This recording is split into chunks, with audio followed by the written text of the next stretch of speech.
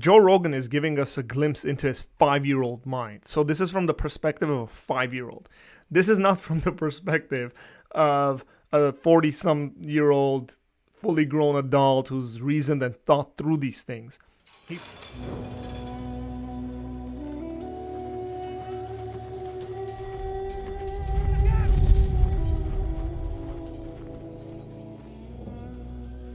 Here we are, ladies and gentlemen. We are going to do a response video to the Joe Rogan experience, and he has Richard Dawkins on.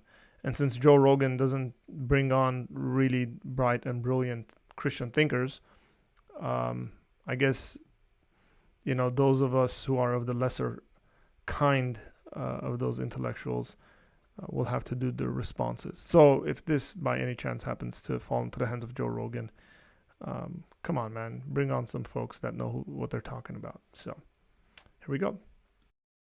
Religion is an atheist. You're just an atheist in regards to Zeus or Apollo or the 999 other gods. Yes, right. and that's a home run with this argument. Yes. Because some of us just go one god further. Yes, yeah. But that really is a home run. Okay, let's respond to that. Whether the argument is a home run or not. So here's the argument, by the way.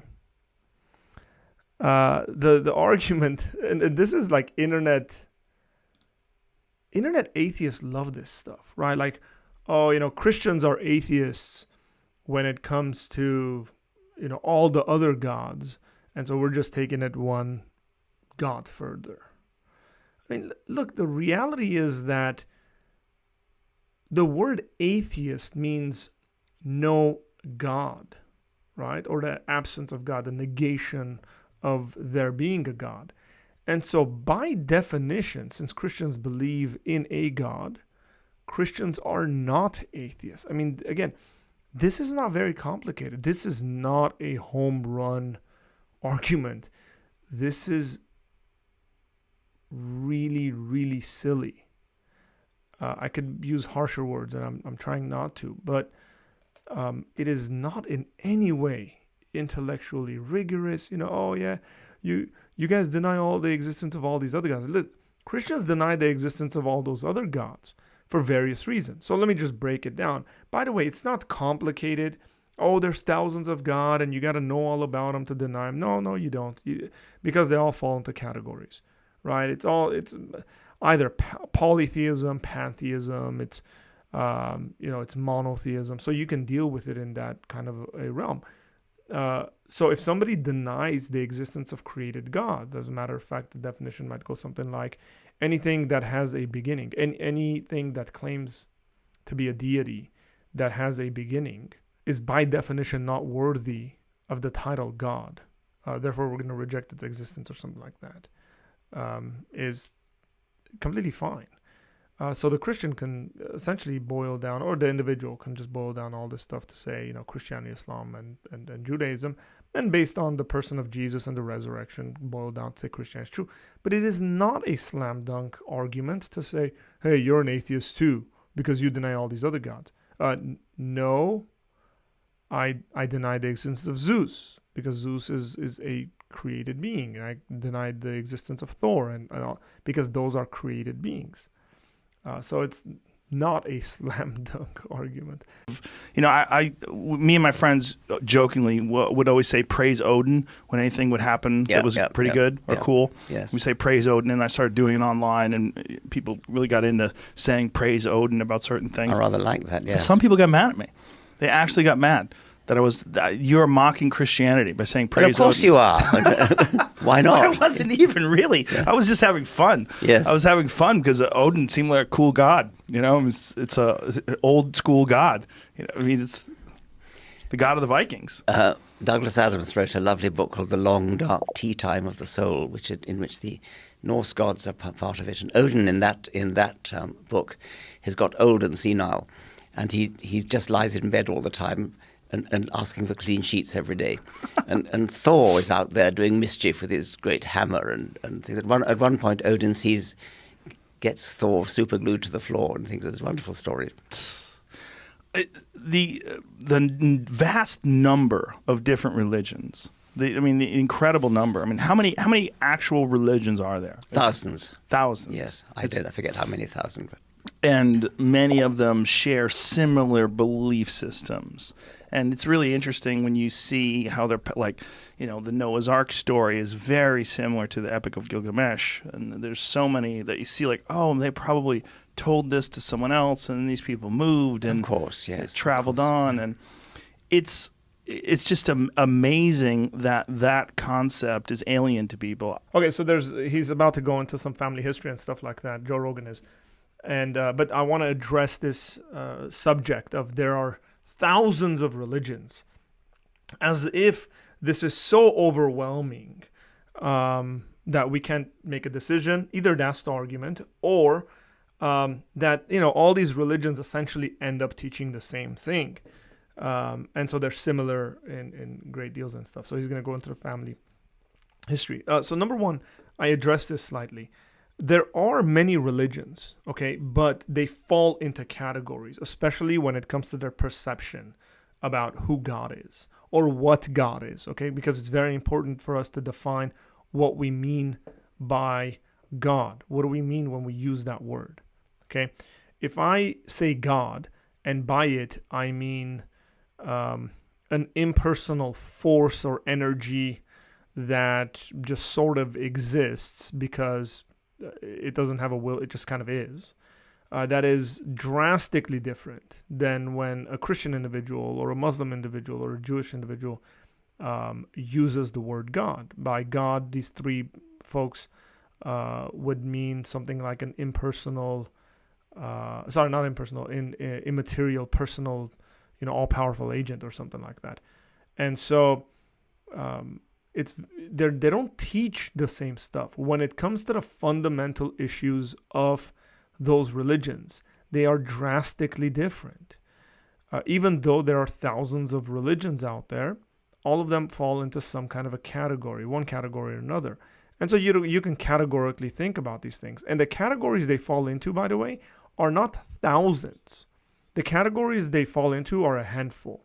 That's just the reality of it. And so it becomes a lot more digestible, right? It becomes a lot more easier for you to reason and think through that and say, hey, I accept this, I don't accept this on the following reasons.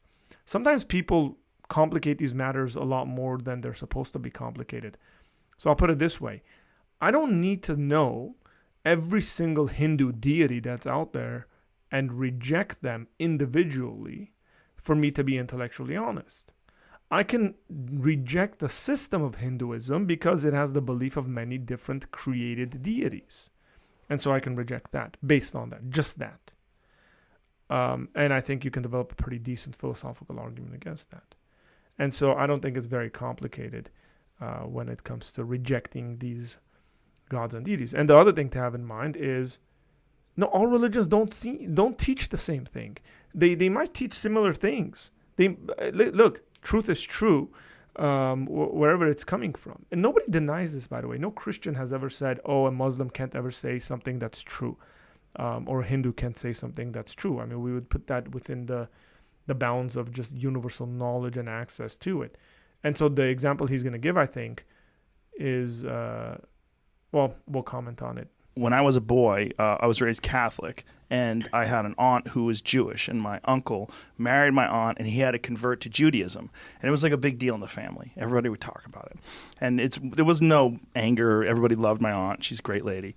But it was just strange that he was converting to this other religion. I remember I was 5 years old when this was going on, and I was like, wait.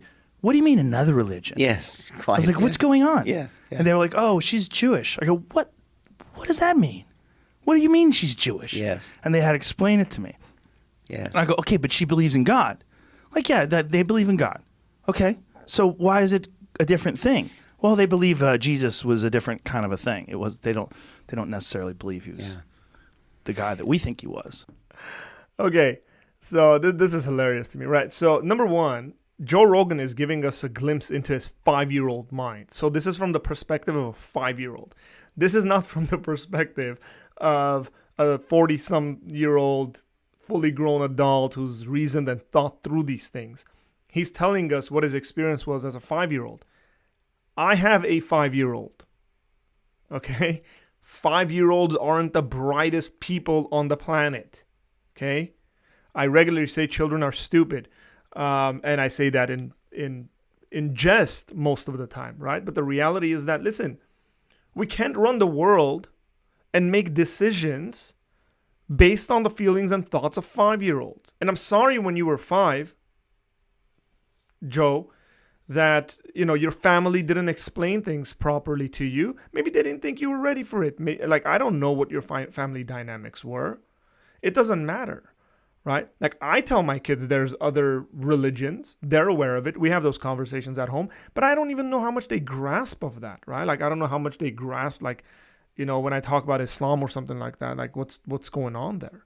So that'll develop. But the other thing is that, it seems to me that Joe Rogan was raised in a very nominal Catholic kind of setting. And so his uncle, for his uncle to get married to a Jewish woman and just like switch up, right? Number one, it doesn't seem like his uncle's a real Catholic in the sense that he would know not to marry a Jewish woman. And not only just marry, I mean, let's just say he made a mistake and married this Jewish woman, but convert to Judaism, like give up the Trinitarian God, give up his belief that Jesus is the Messiah, second person of the Trinity, like give all that up so he can marry this woman. Doesn't seem like his uncle was a legitimate Christian. And so it's fair to say, based on just the very limited knowledge I have and the response, right? Like he's like, yeah, but they believe in God. It's like, yeah, but they kind of don't think Jesus. No, it's not that they don't think Jesus is the same guy. It's that they think Jesus was a heretic. And again, there's multiple Jewish views on this. Jesus claimed to be God, right? And that's the main issue, right? The Gospel of John. How is it that you being mere man, claim to be God? Jesus says. And so Joe Rogan's argumentation here is like, it's really, really, sorry guys, and I'm trying to take this seriously, but it's from the mind of a 5-year-old. I frankly do not care what a 5-year-old has to say on this subject. This is a serious adult subject. So, I had plenty of weird stuff I believed when I was 5 years old, thoughts I had. Who cares? I was 5. Like they were not grown-up stuff. They were not well thought out and researched stuff. And I just, again, it's not some kind of a passive comment about Jesus. Like, oh yeah, kind of they got this like very, it's not like, what you can, should you wear a suit to church or, can you go in shorts? That's not the difference between the two religions. The two religions are vastly different. Christianity says the old covenant is no longer necessary, according to the book of Hebrews. Right? Where Judaism claims to still be under the old covenant. This is a big deal when it comes to the religious conversation. And what it says to me is that Joe Rogan is not very well versed on the subject. But yet, he can comment on it. And so can Mr. Dawkins. So let's hear what Professor Dawkins has to say on this. Let's rewind it a little bit. We're going to have for some reason, there's a lag in the audio. So why is it a different thing? Well, they believe Jesus was a different kind of a thing. It was they don't necessarily believe he was the guy that we think he was. But if it had been Hindu, they'd have had to explain to you they believe in hundreds of gods. Vishnu and yes. Yeah, and then we'd have to go way back. Yeah. It's just when you first hear that, that was probably put the first seeds of doubt in my head when I was a young boy. When I was like, wait, well, there's more than one? Like I'll never forget that moment because we were all sitting around the dinner table and I was just a little kid. And I'm thinking, what do you mean there's another one? I think that's a very powerful way of getting to children is to just simply tell them that. Yes. Telling them nothing but facts. You're not indoctrinating them. Right. You're just telling them. There are lots of different religions and Hindus believe in hundreds of gods and Jews believe in one God and Muslims believe in one God and they don't believe in Jesus and just lay out all the different religions. That would be a very good educational exercise. Has there ever been Okay, so this is a good point. I actually agree with this point, okay? But we got to nuance it a little bit. Should we tell little children that there are many different religions and stuff like that? Yes and no. Why? Well, because the child might not be ready for it. I mean, anybody that's worked with children, anybody that cares about the, intellectual development of children, being well-formed individuals, there's absolutely nothing wrong with withholding information from kids if they can't handle it. Now, that's not to say to withhold them forever. I mean, you would want a child to grow up to a certain place where you give them access to this stuff. Why is that? For the same reason why you won't give access to, you might withhold information about like multiple scientific theories and explanations on various subjects, because they're not ready for it. It's very simple. And I think, whoever's raising the child, and I would put this in the realm of it's the responsibility of the parents, assuming they're responsible parents, to say, I'm going to wait until my son is, 10, 12, 8, 5, I don't know.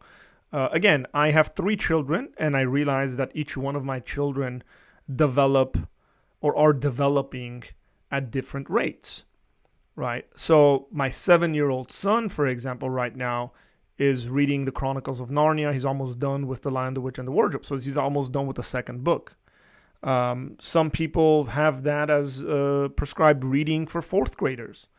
So again, he's quickly gathering this info. He's able to read it, and that's good.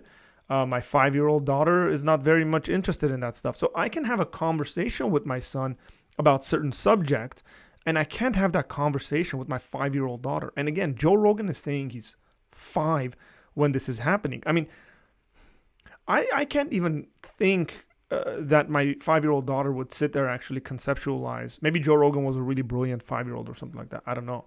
But my 5-year-old daughter sitting there and conceptualizing, wait, there's different gods, what's going on? I'm not saying there actually exists different gods. And this might be a mistake that Rogan and Professor Dawkins are making, is that they're confusing the idea of people believing in many gods and then those gods actually existing, at least in the mind of a 5-year-old. I mean, clearly they're atheists, so they don't think these gods exist at all. But to say there are people who believe in many religions, yeah, teach your kids stuff. I don't disagree with that, but teach it in the right time. Teach it in a way where the child is able to actually deal with the information. And again, it seems to me that when Joe Rogan was 5 years old, none of this was actually taught to him in that kind of a way. The way that they're talking about it, right? Because he was completely clueless on the subject. And maybe that conversation should have continued in his household, and it wasn't. But it is what it is. They believe in one God and they don't believe in Jesus, and just lay out all the different religions. That would be a very good educational exercise. Has there ever been a civilization that existed without a belief in a higher power? I don't think there has, no. Of course, there are plenty of individuals who educate to not believe in a higher power, but I think probably true to say that anthropologists might deny them, and there might be some tribe that doesn't, but I suspect they all do. Well, there's been some tribes that worshipped animals, and particularly animals that they survived off of. Yes, yeah. And river gods and thunder gods and moon gods and sun gods and fire gods and things, yes. Here we are. Okay, so 2 final comments and questions, right? He asks, Professor Dawkins, Joe Rogan does, has there ever been a civilization that's been atheistic, essentially? The real answer to this is no. We do not know of any civilization that has been non-religious, atheistic, okay? Now, he mentions, well, there's been civilizations that are worshipped like animals. Yeah, they've deified animals, right? For various reasons. There's been societies that have believed in whatever, the sun god, the fire god, all that stuff that he mentioned. Again, deified forms. These people weren't going around saying we worship fire, but they were saying that there's something behind the fire, or again, gave it properties that were beyond just it being the fire that they interact with. Or, whatever, river gods. We know these things. Partly, this is an argument, by the way. This is a really good argument for the religiousness, I would say, that humanity has this natural inclination, this natural pull towards the divine. We are seeking the divine. We are aware that we have a distinction or a difference or a disconnect from the divine, and we're trying to find that in all sorts of different ways. This is an argument, I would say it's an experiential argument, and obviously it's formulated much better in other settings, but against atheism. Why is it that people are not naturally atheistic and they have to be taught to be atheists? And why is it that people are, naturally drawn towards religion? Maybe the answer to that, maybe someone will develop and someone has some kind of a, evolutionary argument against, or an evolutionary argument or an explanation for this, saying, it's essentially our ignorant ways, usually is the way that they're going to go about it, saying the ignorances we used to hold as primitive creatures have carried on into our society and stuff like that, or societies. So that's a way they would go about it. And some final thoughts on this, I guess, to end the segment would be that, I think Joe Rogan, some people commented here, I think Joe Rogan most likely did grow up in a, Sunday to Sunday Catholic family. I mean, again, he says he grew up Catholic. I don't have no idea what that means. If I said I grew up apostolic, to a certain extent, that was true. To a great extent, it's not, in the sense that, I wasn't taught doctrine. I wasn't taught the beliefs of the church and then all that stuff. And many people aren't. So how much of that actually matters? Well, a great deal of it. It's very important to know all the details of that, as to why you would have an uncle that just marries this Jewish woman and becomes Jewish. And then you're confused by it as a 5-year-old. But I'll go back to this point. We can't make decisions based on the feelings and thoughts of a 5-year-old.